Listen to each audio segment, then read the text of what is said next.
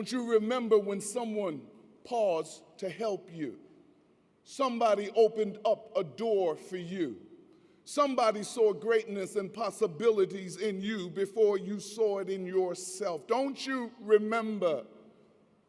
Well, this may be the right time, the best time, to pay back that which was given to you, to make sure that no child is left behind, to make sure that the tents that have been closed, that have become little social clubs and cliques, that they are open and understand that we have to draft and graft everybody into this movement.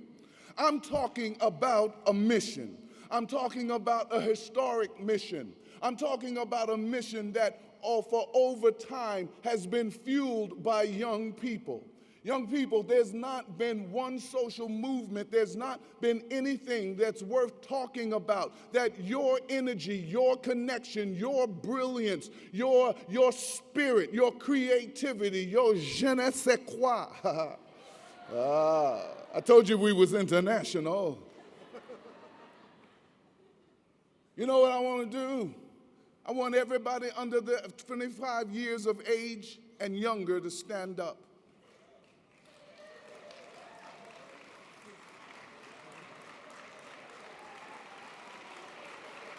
Show some love for our young people. Show some love for our young people.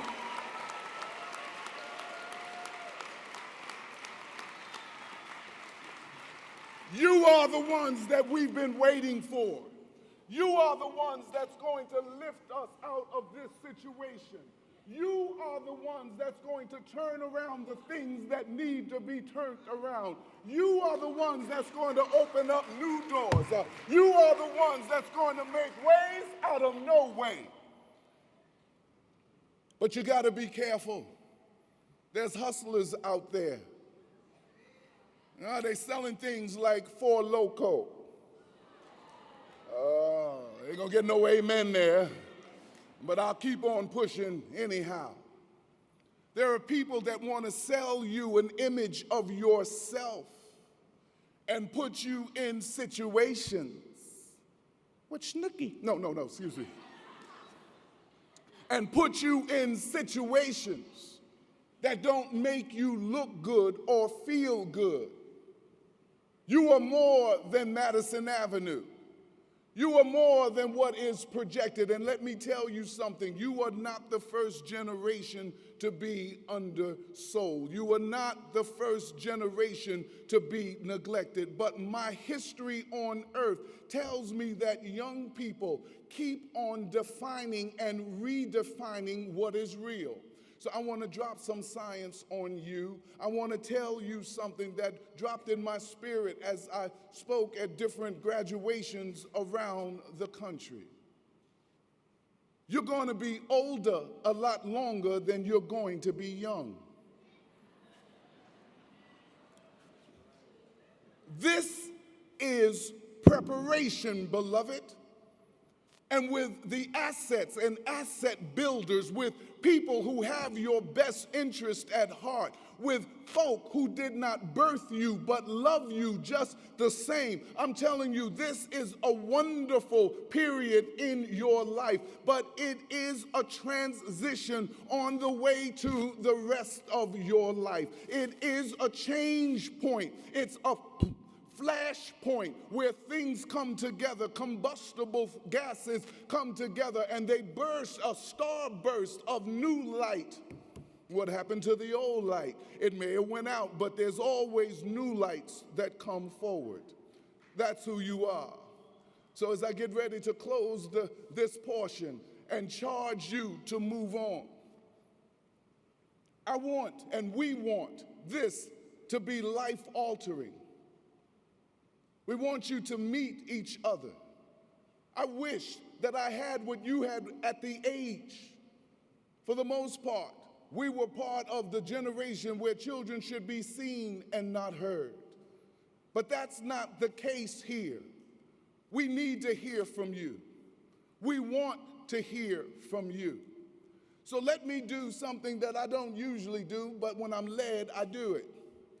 I want to look into this crowd and let you know who's here 20 years, 10 years, 5 years from now.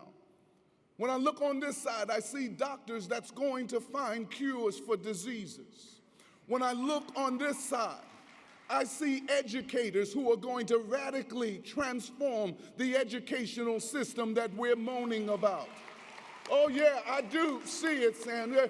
I see lawyers that are not just about just us, but true justice. I see statesmen and stateswomen. I'm talking about folk who go and are elected and not just a slave to a particular ideology or thought, but they know that they represent all the people. I see this as clear as I'm looking. There's some rich folk out there, some entrepreneurs that you're going to make enough money to lift out communities up out of poverty, to give scholarships in your family's name. You are out there. Our job is to touch that potential. Our job is to make sure that the tent door stays open. It may get rough sometime. They may want to close down the tent. But let me tell you, the tent is both visible and invisible. The tent that's inside of you is staked with 40 assets. It's going to allow you to stand and stand tall. Well,